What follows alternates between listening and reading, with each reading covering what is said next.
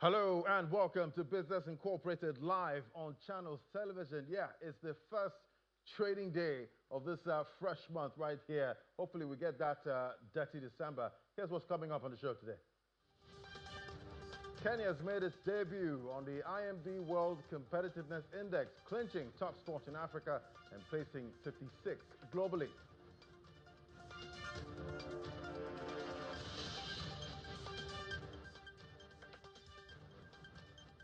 Egypt's fiscal alarm. See interest payments devour state revenue as the budget deficit hits 3.2% of GDP.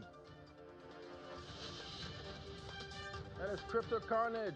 Bitcoin and Ethereum prices collapse with $140 billion wiped out as major sell-off resumes. It's great to have you join us. I'm Ladi Williams. Let's get a quick check now what's playing out with the markets that we track. I'm starting off with oil prices now. We see the rose about 2% as the Caspian Pipeline Consortium halted exports after a major drone attack. And U.S.-Venezuela tensions raised concerns about supply, while OPEC Plus agreed to leave oil output levels unchanged. I will see that big jump there, 1.80%. That's for Brent crude, $63.52 a barrel. That's the U.S. grade there, WTI, $59. Still sub 60 at this point. We'll see if it gets a bounce above $60 this week. But we're seeing this, the oil market there starting off bullish. Let's get a check now on metals. Gold prices hit a 6-week high today.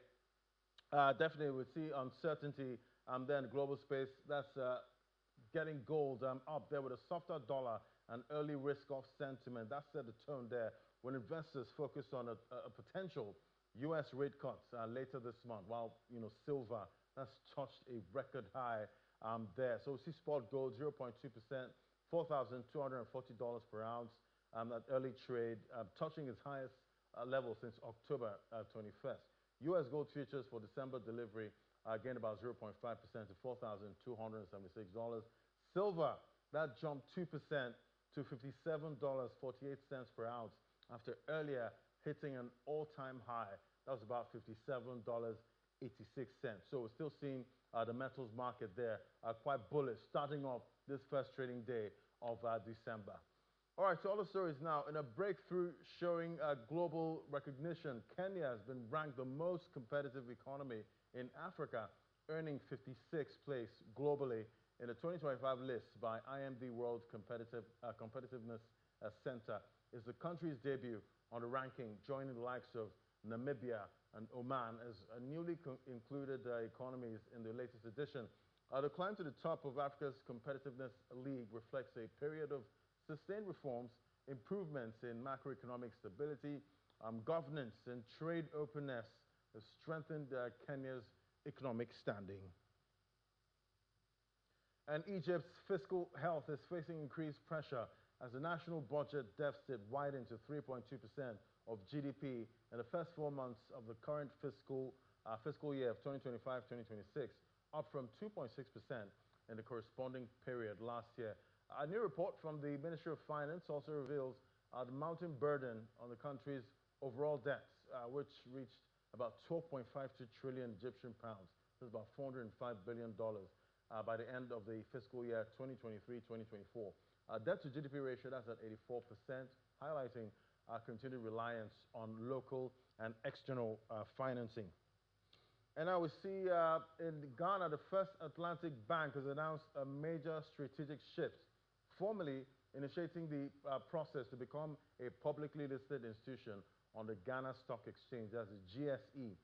The decision, which aims to strengthen governance, improve transparency, and position the bank for aggressive expansion, comes on the heels of a significant surge in its financial performance. So that's big news there for one of the financial services companies in Ghana.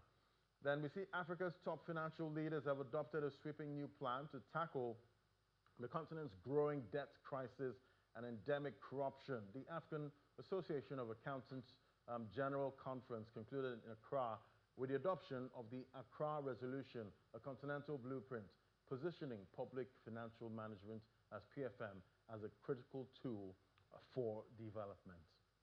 Then in South Africa now, we see the Nigerian Union. South Africa says it is taking concrete steps to broaden economic opportunities for Nigerians living in the country, particularly in sectors where they continue to make meaningful contributions to local communities.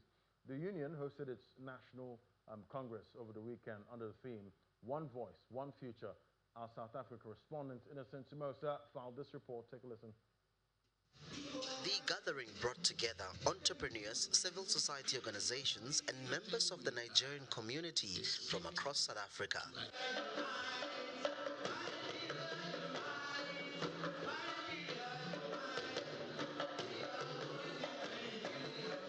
The union says practical steps are being taken to expand economic opportunities for Nigerians in South Africa. One of the steps we took is to establish a hub whereby we draw all these skills in the stuff for national development. We do have skillful Nigerians in South Africa.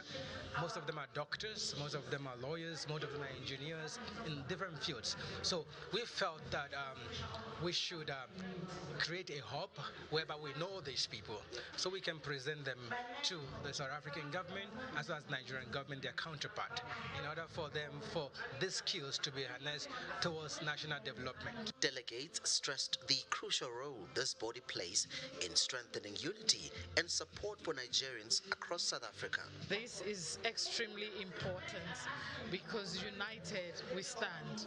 So it's extremely important that all our structures across the provinces meet annually once a year where we discuss issues bordering the welfare of Nigerians that are resident in South Africa. This is one of the most important gatherings because it brings Nigerians from all walks of life, from all over South Africa, from the 9 provinces together to commune, to know that first of all they are not alone and that the leadership is behind them. A message of support for the Nigerian community also came from local South Africans. We embrace Nigerians in South Africa. We understand that Nigeria has a mammoth amount of diversity, expertise to bring to the table to South Africa. There's a lot of opportunity and collaboration. There's a lot of experience, business acumen in Nigeria that we can tap into. And the message to Nigerians is that you are our brothers and we are your brothers and sisters, and we welcome you.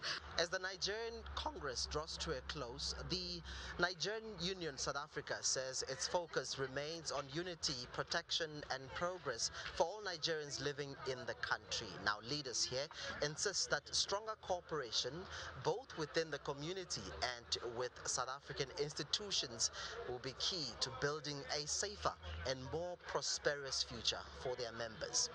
From Pretoria, South Africa, Innocent Simosa, Channels Television News. All right, now to our conversation. As we step into December, the holiday spirit is definitely in the air. For many, the Christmas and New Year period means, one thing, maybe travel. Whether you're flying home from diaspora, crossing, the country to see family, or planning a much-needed end-of-year vacation, getting on a plane is a non-negotiable part of the festive season. But there's a problem. The cost of airfares are soaring. We're calling it the Yuletide squeeze. That relentless pressure on our wallets as we try to secure tickets, domestic and international routes alike. We're seeing dizzying prices, often making the trip home feel, expensive. Let's talk to someone who plays in the travel industry now, Mr. Lufunshore Kundayo, the COO, Touchdown Travels Limited, good friend of mine. Great to have you on the show, Funsho. Hi, Ladi. Good to be here. Fantastic. So we're targeting the Yuletide squeeze. From your perspective, what would you say is the primary factor driving this massive surge, in Nigerian airfares? We've seen FX. That's been stable most of 2025, but we've seen the cost of jet fuel, or is it just sheer seasonal demand, or is it a combination of everything? So I would say it's a combination of a lot of things. And one thing that is really driving this is also the load factor. Right now, you need to understand that you're having a lot of high occupancy rates that you're having on that's basically on these carriers.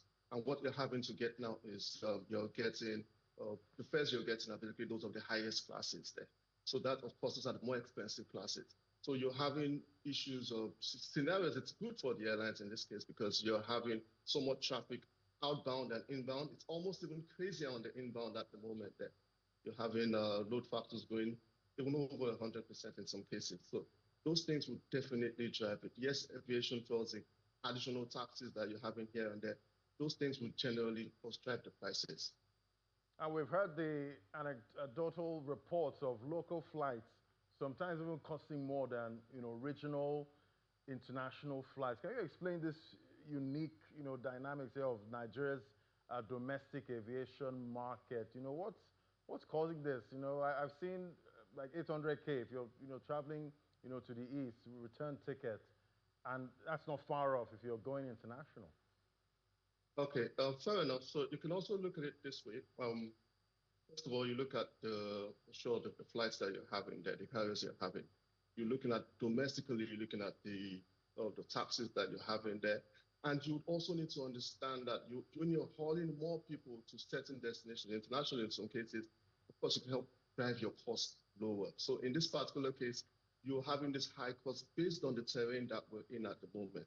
Do we think that this can, of course, become a whole lot better? Yes, looking at reductions they're having in cost in taxing, they're having things like in the aviation fraud. Those are the things that, of course, that can bring these things down.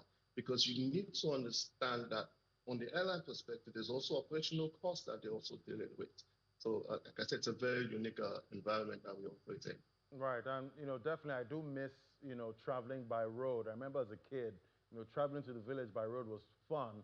It's quite sad. We don't have the, we can't do that, anymore with talks about insecurity and all of the attacks. But let's see how we can help those that still want to travel at this time.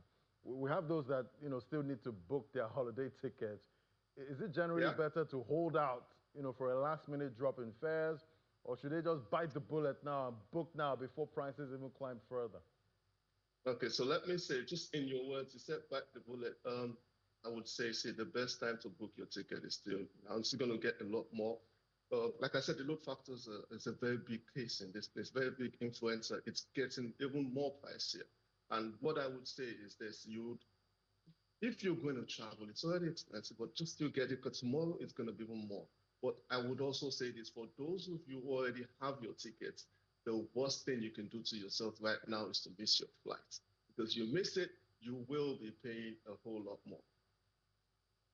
So what would you say is a tip to avoid, high fares? What can travelers do, for those that don't have, tickets right now, but want to spend December abroad? Are you telling them to just sit in Nigeria at this point? Okay, so I would say this very well. Yes, you want to travel abroad. There's still some seats. You can still get seats on, depends on the carriers you're looking at. The major carriers to certain routes, so you to choose your routes also too. For certain routes, you will still get some seats. But I would say this, it's one thing, remember I mentioned something, there's the inbound, and there's also the outbound. On the outbound legs, yes, you'll still get, but on those inbound legs, I can tell you till January, you would have challenges there because you have a whole lot of traffic coming in for the dirty December. And so that's what even the airlines are having to deal with that. So if you're going to do December, I would say there's a whole lot of people who wanted to travel for this already had their tickets already. You have to check with some other carriers, not so popular carriers, for you to see, yes, you get some seats, but you can still travel. You can still get a ticket. But of course, the question is, are you willing to afford that? Right. And let's say I've missed this 2025 window, for dirty December. That's if I want to spend it outbound. What do I need to do for 2026? Do I buy my ticket in January next year? What am I doing? Do I buy it in March next year, projecting for 2026 December? Yeah. So always the advice would be you need to plan your travel. It would always be for you to, what we call forward bookings. So that would make a whole lot of sense. You can plan it early, secure the prices when you still have them great, and of course, for some other institutions that you have in travel, things are changing. You're having a lot of travel companies also allowing you to possible pay installments, all of that. So because the fares, of course, are high, but it would just make a lot of sense if you can, of course, get the better fares while it's still early, and at the same time, if you want to pay in installments. And those are the things that innovations that are happening in travel to enable you to be able to at least afford the travel. Because I always say, not everybody can afford to travel, but everybody deserves to travel. Everybody deserves to travel, including Laddie at this point. Thank you so much. Very, very much, very much. Thank you so much, Lufusho Ekundayo. He's the CEO of Touchdown Travels Limited. Thank you so much for coming on the show today. You're welcome. All right, now let's get a quick check on what's playing out with the markets now. Yes, for the first trading day of December, and we see the NGX there at intraday holding up about 5 basis points up. South Africa's index looking much better, 111,203 points, 0.22% up. It's looking quite strong there to start this first trading day of December. So we're not getting full direction yet for the NGX. That's for the local boss. Let's get a check now on North Africa. See the EGX 30. That's also looking quite good, 0.22% up. Nairobi Stock Exchange closed Friday in the green, strong, 0.38%, 181 points for the index. Let's get a check on Middle Eastern markets now. We're seeing the UAE. We see its positive sentiment, 0.37% up for Dubai index. Abu Dhabi, that's up also 0.43%, looking good at intraday. If we look at the Saudi and Qatari index, that's negative there, starting off there, 0.63% at intraday. This could flip, but it's looking deeper in the red when we look at Saudi Arabia there. Qatari index, 10,589 points, 0.24% up. All right, let's get a check on what to expect this week. We see global markets that kick off the first trading week of December with investors, gearing up for a packed macro corporate calendar. We see focus turns this Monday to consumer spending momentum. That's from Cyber Monday. Yes, Cyber Monday today. Fresh signals also from the U.S. labor market through ADP employment data and initial jobless claims. That's Wednesday and Thursday. Then we get another round of policy insights as Federal Reserve Governor Michelle Bowman takes the stage right there as Tuesday. I guess she's also speaking on either Wednesday or Thursday. Then on the corporate front, Victoria's Secret will report earnings, offering a snapshot of retail sector performance heading into the year end. Together, these events set the tone for market sentiment as investors assess the strength of the U.S. economy and the path of interest rates heading into 2025. Investors want to know what the U.S. Fed is going to do with interest rates this December. All right, let's look at the stock futures now. There were a little change Sunday night following a winning week as traders get to set, they're getting set to wrap up a strong, 2025. And we see the Dow Jones Industrial Average Futures, S&P, tech-heavy NASDAQ looking strong in the green right there, giving a direction on what to expect for the close of trade today. Although we know Bitcoin started off sell-offs on Sunday, and normally investors and analysts say that Bitcoin normally, gives a push, a direction for the stock markets in the U.S. But we'll see if that plays out today. But Bitcoin is down big, starting off this trading month there. Let's get a check now on Asia markets. We're seeing Asia markets are closed now, but definitely big drop there. The Nikkei 1.89%, the Kospi 0.16% down. Hang Seng Index, that's looking much better, 0.67% to close. If we look at other parts of Asia now, see the Nifty 50 down 0.11% to close, 26,173 points, while the Shanghai Composite 0.65% up, 3,914 points there. So that's the picture right there on this first trading day in Asia. Let's take it on to Europe now. We have Chiponda Chimbelu give us what's playing out right there in Europe. Great to have you, Chip. Happy new month. How are investors, starting off the new month? At least here in Europe, the pan-European stock 600 is down around 0.5%. And Germany's DAX is down even more, 1.4% lower today, Laddie. And defense stocks in particular are weighing down the markets here in Germany. Germany's Rheinmetall was down, has actually been down over 4% in today's trading session. And the broader defense index has lost 2.5% on the European markets. Now, that comes after U.S. and Ukrainian officials held talks on Sunday about a potential Russia-Ukraine peace deal. But analysts say that today's performance of defense stocks may be actually a little bit less about the prospects of the end of the war in Ukraine. It could be more that investors are now looking at sectors that have done very well this year and taking profits. And of course, Laddie, as you know, the end of the year is an opportunity for traders to get their books in order by closing out their positions to prepare for the next trading period. And it seems they're doing that already. All right, seems the theme today, seems to be aviation. Let's take a look at another story now. Airbus fleets are returning, to normal operations after the European playmaker. They want to get airlines to fix a critical software bug affecting more than 6,000 Airbus A320 aircrafts. So what's the situation now? Well, Laddie, we do know that over the weekend, of course, airlines were scrambling to fix that software glitch on Airbus A320 jets, and that was part of a partial recall by the European plane maker Airbus. Now, according to the reports that we've seen, it is suspected that solar radiation could interfere with onboard flight control computers, but that link is, of course, yet to be proven. Still, last weekend, airlines were working through the night to get the software issue fixed after global aviation regulators told them they had to resolve it before A320 planes could take off from airports. And the good news, Laddie, is that there was very little travel disruption. Several major airlines reported that they had already made the software update by Saturday, and only one airline in the United States canceled dozens of flights on Sunday. So it does seem, Laddie, that the worst kind of travel disruption was actually avoided. And this, of course, in the US happened on Thanksgiving weekend, which is one of the busiest times for air travel over there. Now, here in Europe, the alert for airlines,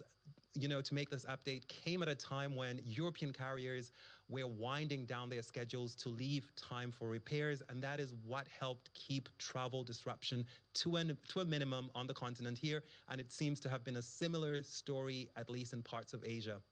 Yeah, that's quite interesting. But how safe is it to board, one of these Airbus planes now? Should passengers be concerned?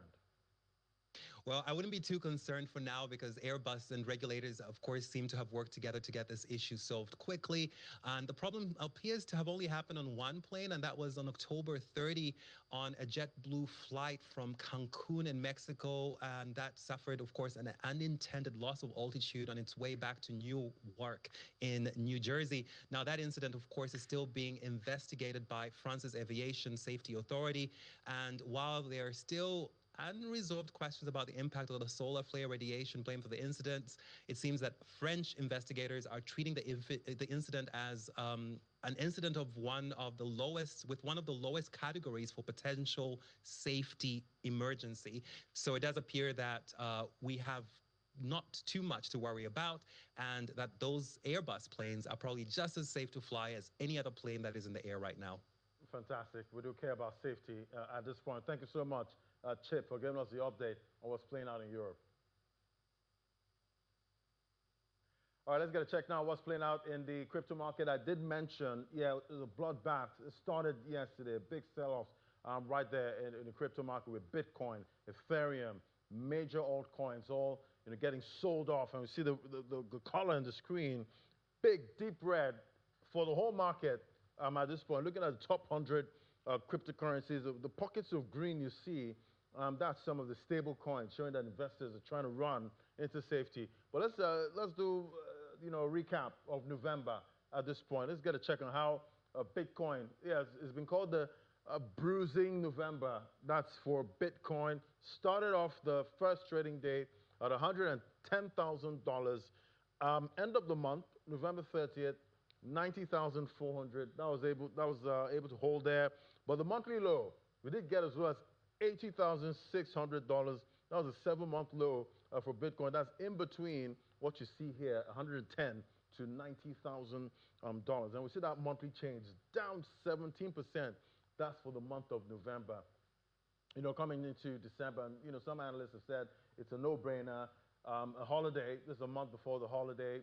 Some investors like to take some money off the table at this point. But we'll see if this bloodbath continues in December, because we'll see the first trading day already looking quite bad for Bitcoin.